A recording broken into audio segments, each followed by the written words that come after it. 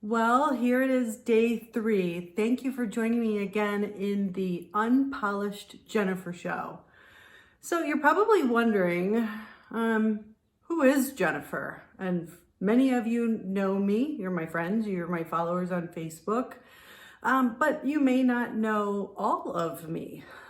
We talked about masks yesterday, so maybe you've seen me at some point in my life with a certain mask on, or maybe you know me now today with, a fresh mask, or all the old masks kind of trying to be shriveled off, and the new me, the light shining through. And I can't take credit for that, but that's another story for another day. So what I thought I'd do is share a little bit about me. Who is Jennifer? The behind the scenes, the polished and the unpolished. So I have my resume in front of me. And I have to say, I'm pretty proud of it and what I have accomplished. On a professional level, I don't have a college degree. Say that right off the bat. I struggled with that a lot. Very recently struggled with that and realized that a college degree provides wonderful things. A college degree doesn't make me better. It doesn't make me less than. It just means that I do or I don't have one. What I have learned behind that, though, is because I don't have one, I fought to be as good as everyone else. So that drive in me is a good thing. That fight in me was probably misguided to try and prove to them. But all in all, what I've learned is that not having the college degree doesn't matter. It doesn't replace my life experiences. It doesn't replace what I've gone through. It doesn't replace what I have learned. So here's just a couple things just to read off my resume here that obviously I've marked up. So first of all, about me. Dynamic solution expert and accomplished thought leader with proven experience directing product and service life cycles from ideal conception through development, launch, and marketing. Whew, that's a mouthful. So in a business world, there's a lot of words in there that might make sense. Well, what does it really mean? I like strategy. I like marketing. I like connecting dots. I like creating. I like people. Last sentence, customer focused driven leader able to successfully orchestrate complex relationships and work environments, fueling greater partner and team loyalty while accelerating bottom line growth. Again, very true. I worked hard for this. But what does this mean in simple terms? It means I focus on the experience rather than the product. It means that it's more important to me why or what you get out of it or the so what at the end of the day versus trying to push something or sell something or convince you might need something just for the sake of convincing you. There's got to be value behind it, and I do it with integrity. I've always believed in this, and I've seen a lot of this not happen. At the end of the day, I might not like what's behind the mask in other areas, but I do it with integrity. I'm not going to, try and finagle you into something. So what's next? A couple things, bullet points. Yes.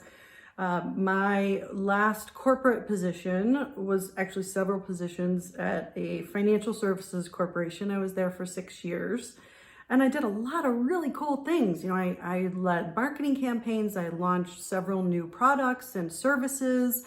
I initiated new topics into the company that became, global transformations and changed a shift in the market for the company. It was awesome. But this resume doesn't say is that I learned what it's like being a woman in a male-dominated environment. Again, a lot more stories for another day. I learned how to lead, but how to lead with grace. Trial and error, a lot of trial and error there. I learned that the head-on approach is more effective with the soft touch. I went into the company thinking, yes, we're gonna do this. Oh, great, motivation, but my approach was very head on, very strong, very abrasive. I didn't realize it actually, but I learned over time that it's the soft touch, and not just that it's a soft touch, but actually how to connect and enable and deliver with a soft touch. Another position, I took a corporation initiative from number 4 to number 1, and then put something on the radar that wasn't on the radar before that was very successful.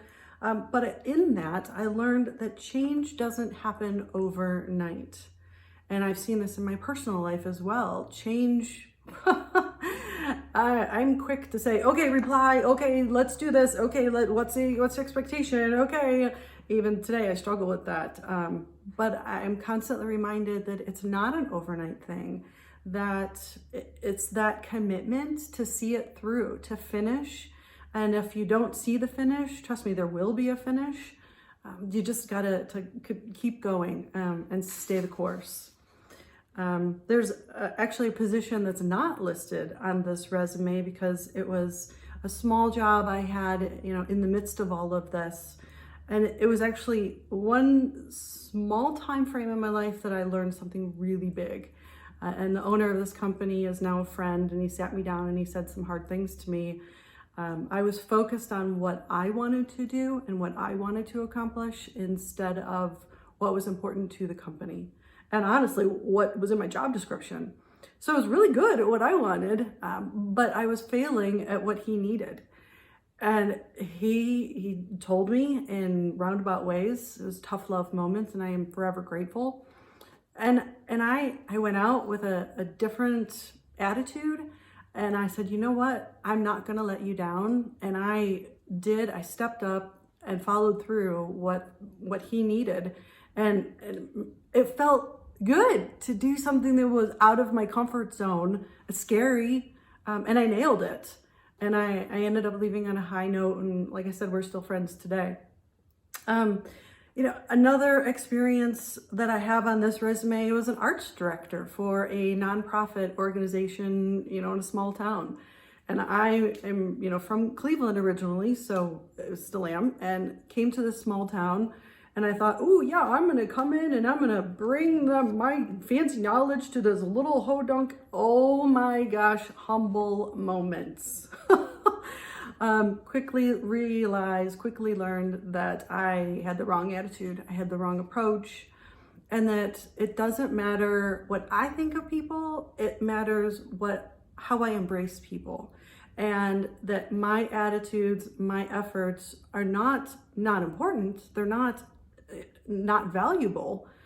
They are important and they aren't valuable, but they are more important and more valuable if I use them in a way that is inviting and comforting and brings the team together instead of forcing my way through. Or maybe a better way of saying it is connecting with people on their level.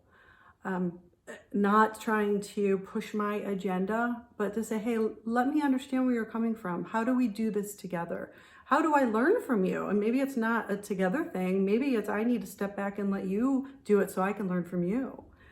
The resume goes on. And like I said, I'm really proud of my accomplishments, but I wanted to make a point to say that my resume isn't everything of who I am, just like you. You write something on a piece of paper and it's not everything you are. As a matter of fact, it's probably never will be everything you are because you can't fit it all on a piece of paper. That's what I love about people is we're all just different and unique, and we have different stories and different histories and different memories and all of this.